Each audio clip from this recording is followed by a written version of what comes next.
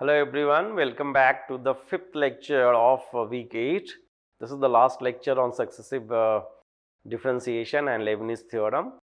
In this lecture, we have chosen some of the problems which are quite useful, and in general it has been asked in every exams and everywhere at the undergraduate level. So we have chosen those problems and try to give you the application of the Leibniz theorem and how it has changes the solutions of those problems, right?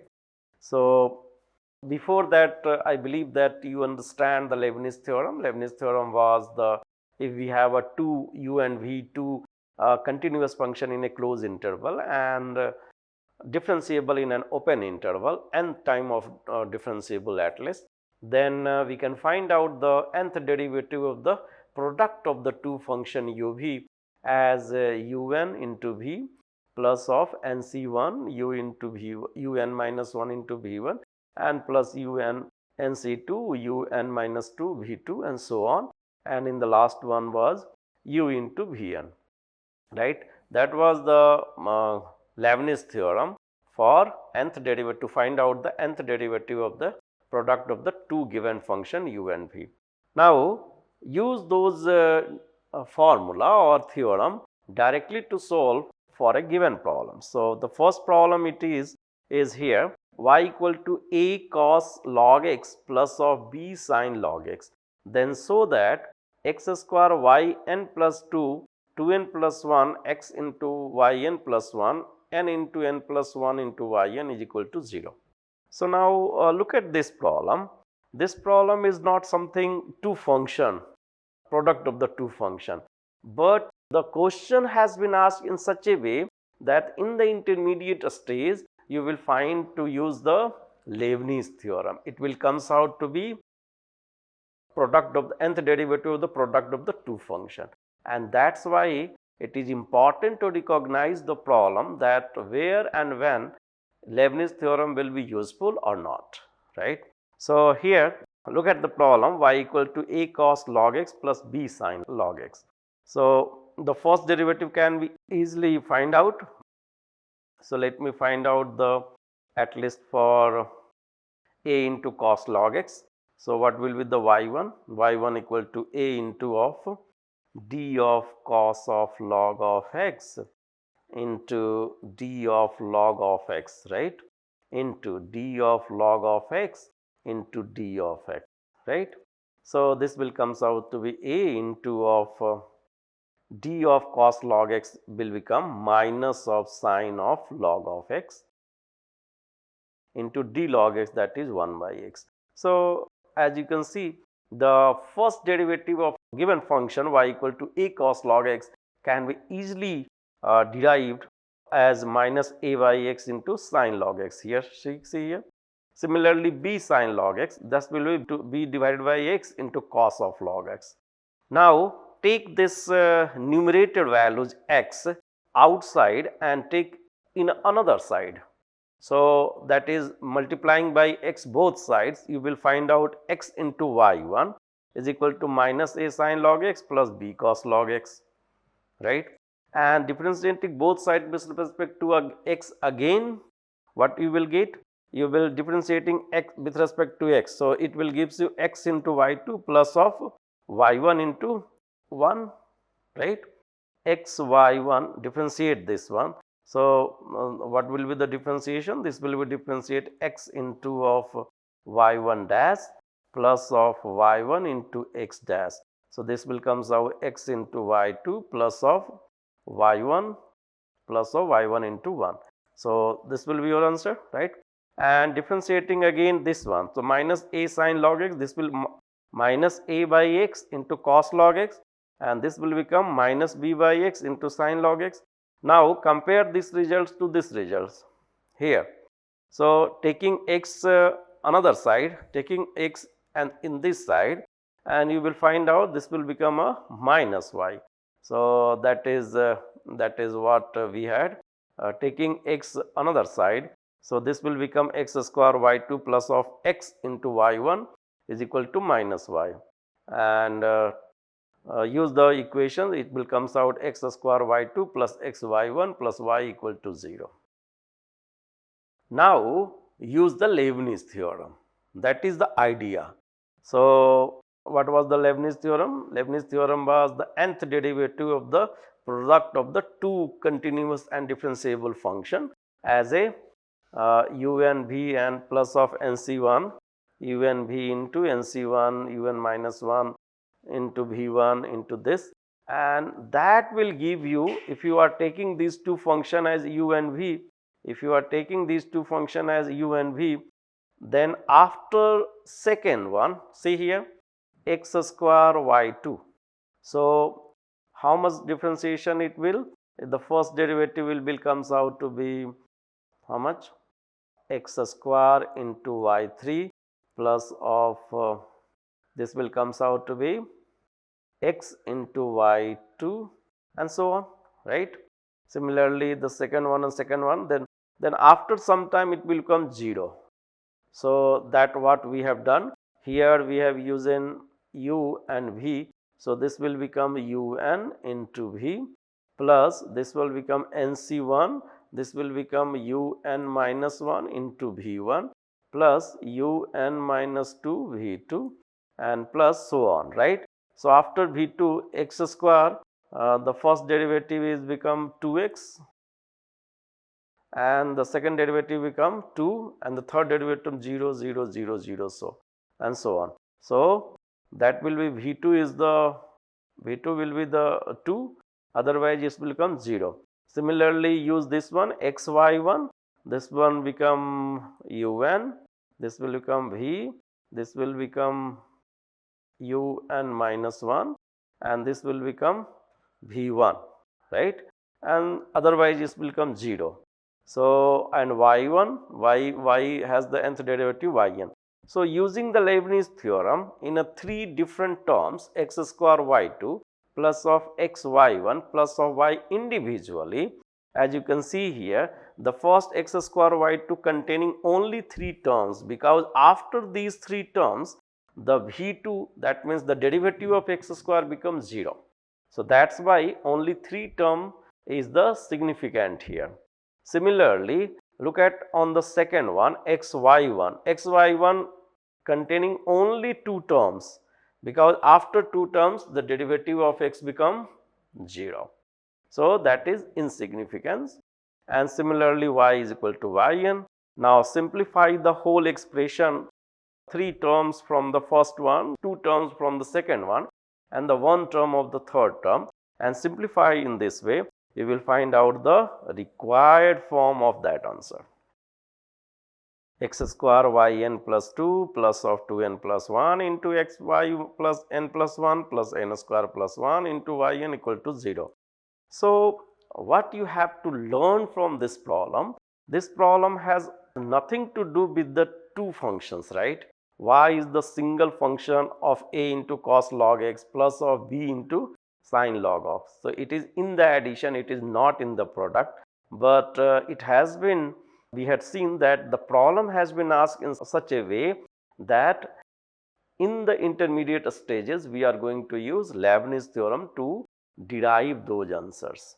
So that was the motive, to show you how you can use the Leibniz theorem in a efficient manner.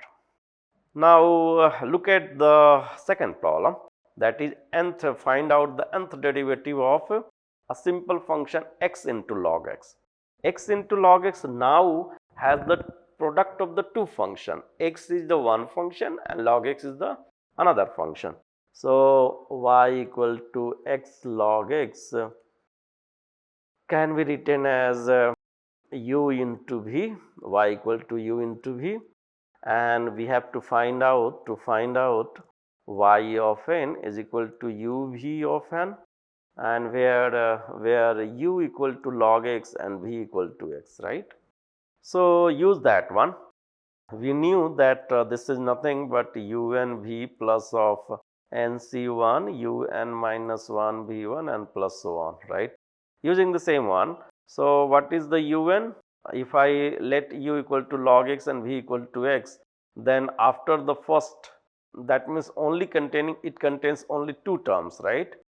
We had seen here x y1 only containing the two terms, because after the second derivative it will become 0.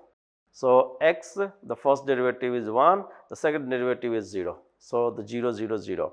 So using the same thing, what will be the un? Un equal to minus 1 n minus 1 n minus 1 factorial xn. These are the existing result in the lecture 1 and 2 and a standard result. So no need to derive once again, because you have already derived. And un minus 1 is nothing but minus 1 n minus 2 ka factorial xn minus 1. And now these are the two terms which are going to useful for us.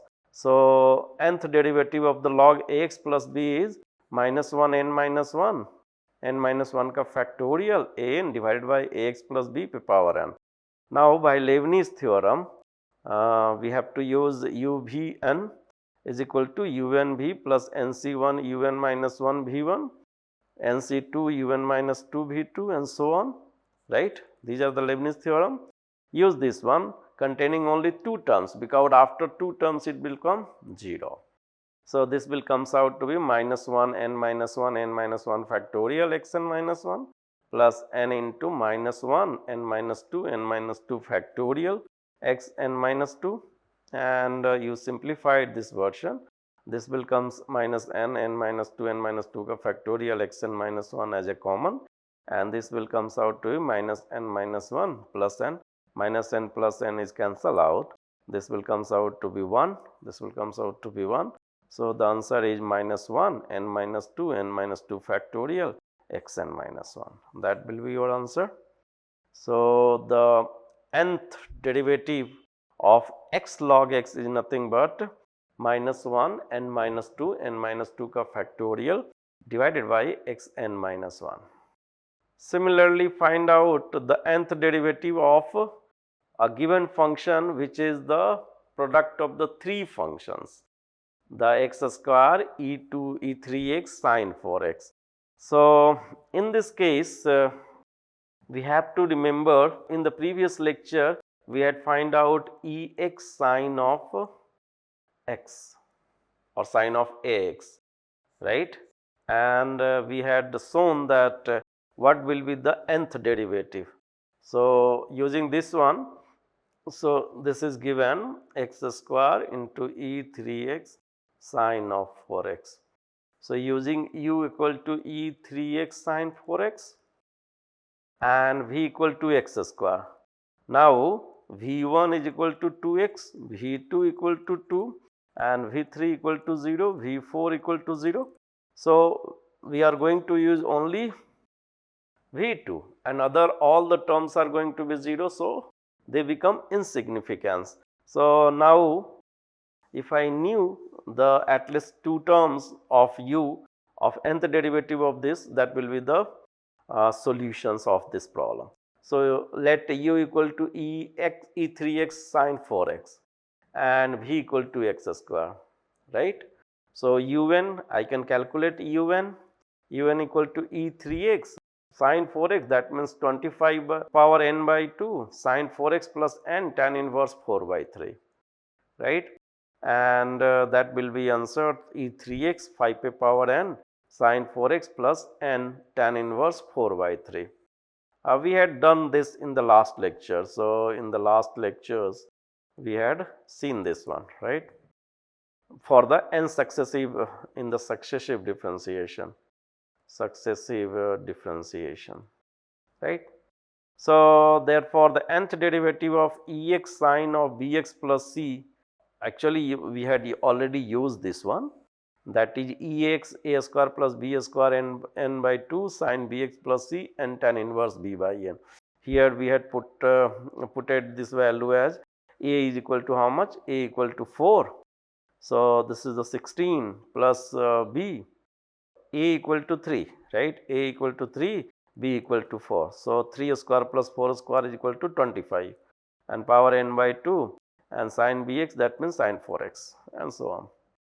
So now using the Leibniz theorem, un, vn, and all those one, after this term, the all becomes 0 because we have seen here V1, V2, V3, V3 and so on is going to be 0.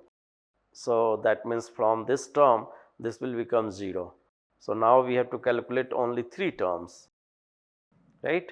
So the first one, un is already find out, x and v is x square. So x square e 3x 5n sine of 4x plus this, and un minus 1 just letting down. So this will become 2n into x into e power 3x minus and so on, and the un minus 2 is this, and after that it becomes 0.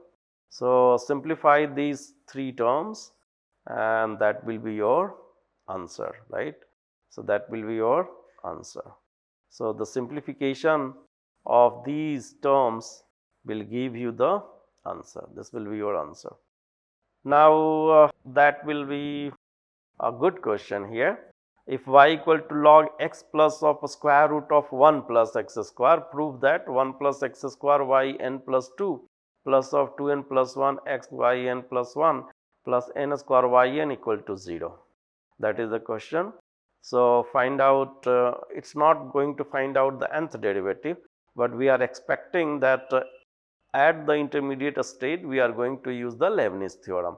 So the first, since y is given log of x plus of square root of 1 plus x square, therefore the first derivative can be written. And how to do this? Let me give you some of the idea so that you can find out this one. So since y is equal to log of x plus of square root of 1 plus x square. If you know this, then it will be okay. Otherwise, use the chain rule. So dy of dx can be written as d of log of x plus of square root of 1 plus x square divided by d of this whole things.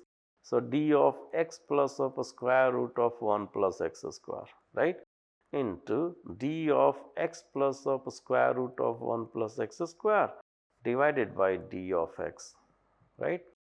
So this will comes out to be 1 divided by x plus of square root of 1 plus x square, this one, and this will be comes out to be x is 1 plus of a square root of 1 plus x square. This means 1 divided by 1 plus of x square, and x square, that is 2x.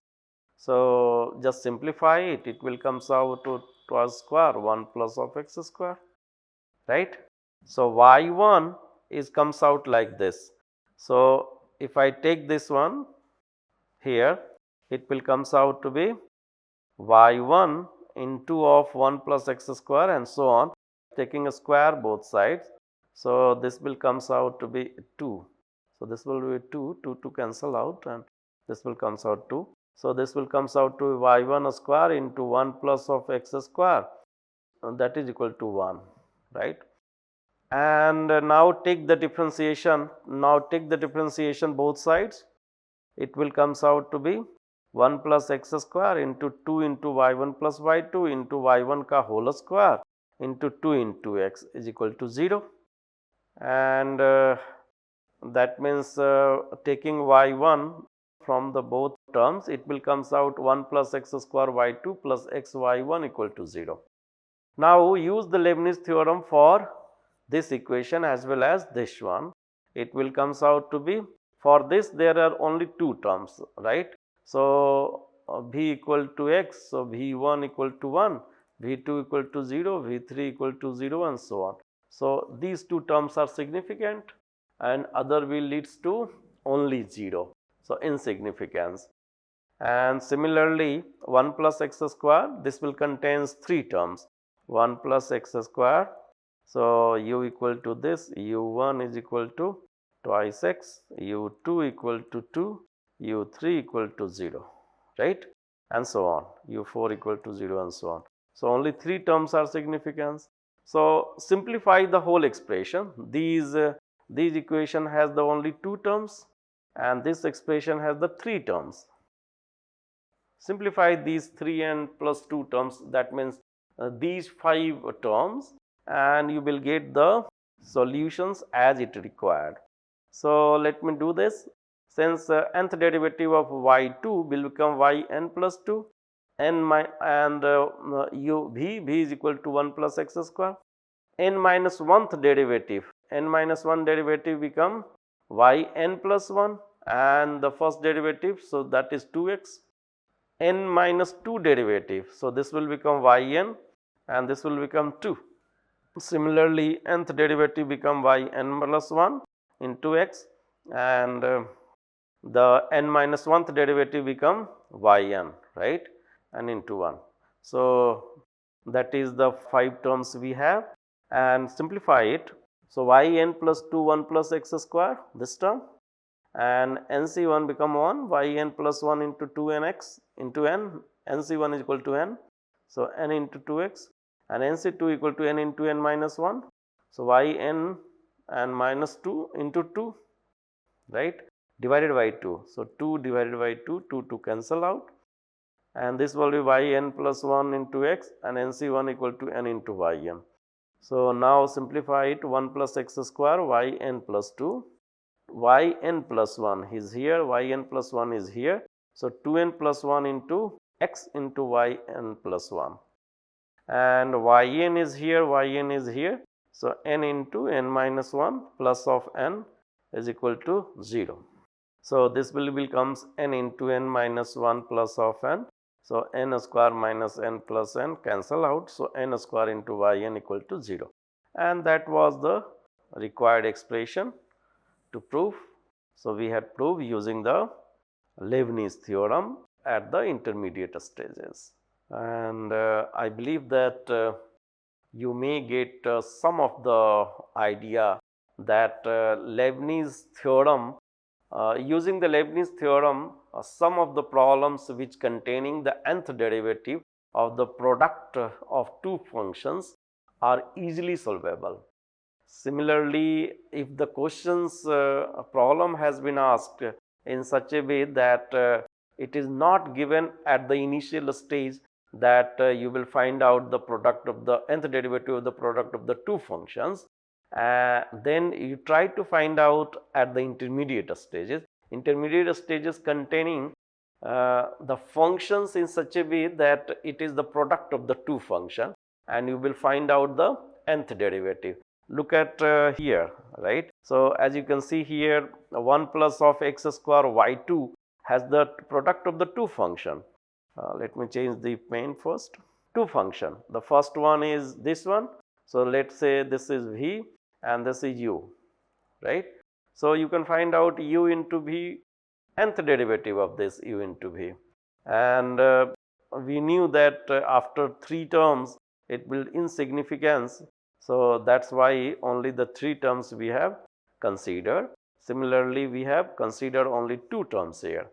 So, and it is in the intermediate state. Question does not have any relation with these things. Questions has been asked only for log of some of the function. So log of any functions, x plus of square root of 1 plus x square, and then prove that this one. So here in the proving, as you can see here, it containing the nth derivative of y and higher derivative of nth derivative of the y square, y1 and so on. So that is the use why Leibniz theorem is so vital in successive differentiation and in the calculus to solve this. So remember this one, you may have at intermediate stage where Leibniz theorem will apply, and that will makes the problem in a very easy form, and the solution is in the required form.